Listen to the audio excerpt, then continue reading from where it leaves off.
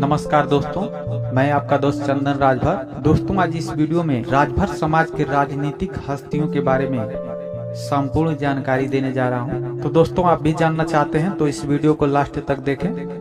तो दोस्तों, चलिए वीडियो को स्टार्ट करते हैं।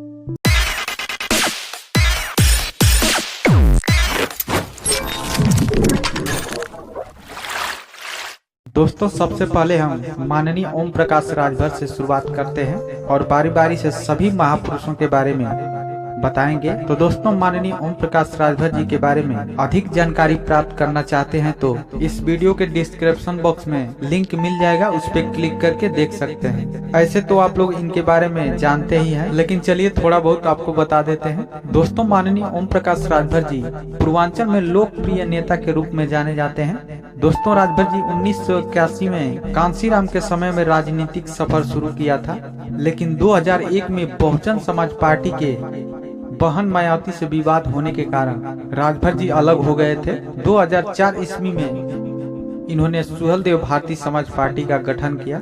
राजभर जी इस पार्टी का अध्यक्ष भी हैं। तब से इन्होंने कई बार चुनाव मैदान में आए, लेकिन इनको कामयाबी नहीं हासिल हुई और बाद में 2017 के विधानसभा चुनाव में भाजपा के साथ गठबंधन किया और इस बार इनके 4 विधायक जीतकर लखनऊ पहुंचे और माननीय ओम प्रकाश राजभर जी को कैबिनेट मंत्री का दर्जा प्राप्त हुआ। लेकिन दोस्तों, राजभर जी के साथ अनदेखी होने के कारण अपने मंत्री पद से इस्तीफा दे चुके हैं। अब चलिए आगे बढ़ते हैं, माननीय अनिल राजभर जी के बारे में चर्चा कर लेते हैं। वैसे तो इनके बारे में भी वीडियो बना चुके हैं, लेकिन चलिए थोड़ा सा इनके बारे में भी चर्चा कर लेते हैं। दोस्तों, माननीय अनिल राजभर जी के पिता श्री रामजीत राजभर जी दानापुर चिरई गाँव से विधायक रह चुके हैं, लेकिन माननीय अनिल राजभर जी के पिता के निधन के बाद उन्होंने अपने पिता के राजनीतिक को संभाला और 2003 में चुनावी मैदान में आए, लेकिन इनको कामयाबी नहीं मिल पाई। बाद में 2017 के विधानसभा चुनाव में माननीय अनिल राजभर ने भाजपा से जीत हासिल की और उन्हें राज्य के योजना आयोग के सलाहकार बनाया गया। बाद में जब माननीय ओम प्रकाश राजभर जी ने अपने पद से इस्तीफा दिए तो उसी पद को माननीय अनिल राजभर जी को दिया गया है और इस समय ये भाजपा में कैबिनेट मंत्री हैं। तो दोस्तों, चलिए अब अगले महापुरुष के बारे में बात कर लेते हैं। दोस्तों, माननीय हरि नारायण राजभर जी का जन्म सन 1950 ईस्वी में बलिया जिला के तंगुनिया गाँव में हुआ था। इन्होंने दीनदयाल उपाध्याय गोरखपुर यूनिवर्सिटी में शिक्षा ग्रहण किया। दोस्तों, यह पहली बार था जब भाजपा ने घोसी निर्वाचन क्षेत्र से आम चुनाव जीता था।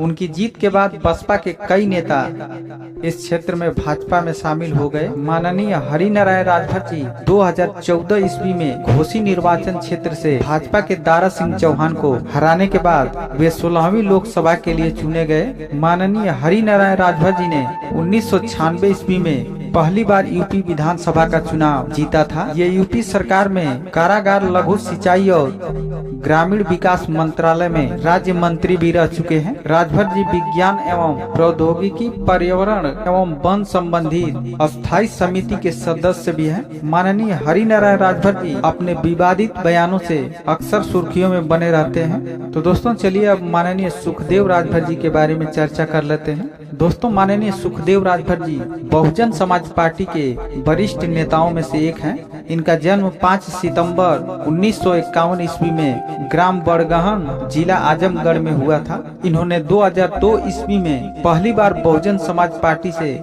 बहन मायावती के मंत्रिमंडल में संसदीय कार्य, कपड़ा और रेशम उद्योग विभाग के मंत्री बने। इन्होंने 14वीं विधानसभा में लालगंज से 2007 में चौथे कार्यकाल के लिए उत्तर प्रदेश की 15वीं विधानसभा से उन्होंने फिर से नरेंद्र सिंह को हराया और इसके बाद उत्तर प्रदेश के विधानसभा अध्यक्ष चुने गए और 2012 में दीदारगंज निर्वाचन क्षेत्र से विधानसभा चुनाव हार गए और इसके बाद 2017 में समाजवादी पार्टी के आदिल शेख को हराकर विधानसभा के सदस्य हैं। दोस्तों, माननीय सुखदेव राजभर जी सपा और बसपा के गठबंधन वाली सरकार में ये शिक्षा मंत्री भी रह चुके हैं। तो दोस्तों, चलिए आगे बढ़ते हैं और माननीय राम अचल राजभर जी के बारे में चर्चा कर लेते हैं। दोस्तों, बहुजन समाज पार्टी के प्रदेश अध्यक्ष राम अचल राजभर का जन्म अम्बेडकर नगर के एक बड़े गरीब परिवार में हुआ था।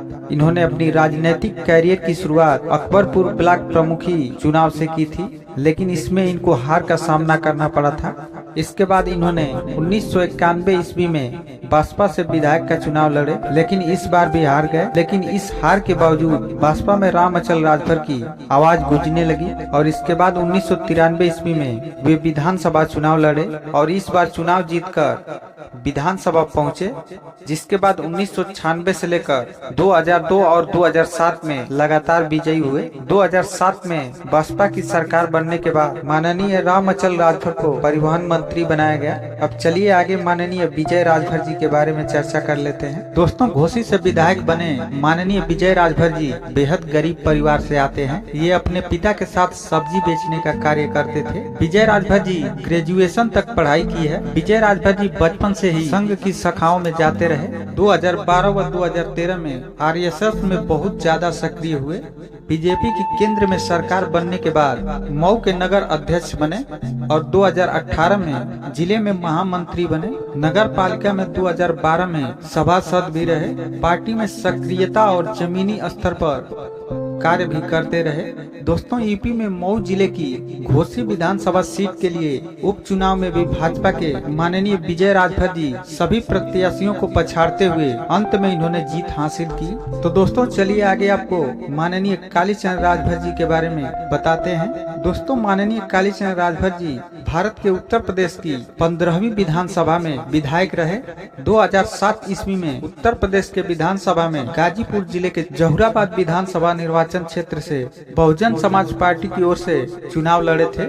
माननीय कालीचरण राजभर जी सन 2002 और 2007 के विधानसभा में लगातार जहुराबाद से विधायक रह चुके हैं। इसके बाद 2012 और 2017 के विधानसभा चुनाव में दूसरे नंबर पे रहे और इस समय माननीय कालीचरण राजभर जी बहुजन समाज पार्टी को अपना त्याग पत्र देकर अब समाजवादी पार्टी में अपना कदम बढ़ाया है। तो दोस्तों, चलिए आगे बढ़ते हैं और माननीय सकलदीप राजभर जी के बारे में चर्चा कर लेते हैं। दोस्तों, माननीय सकलदीप राजभर जी राज्य के सबसे पुराने भाजपा नेताओं में से एक हैं और लंबे समय से संघ में जुड़े हुए हैं। बेलथरा रोड विधानसभा क्षेत्र के निवासी सकलदीप राजभर जी ने 2002 में विधानसभा का चुनाव लड़ा था, लेकिन हार का सामना करना पड़ा था। 1995 ईस्वी में ग्राम प्रधान का चुनाव भी लड़े थे।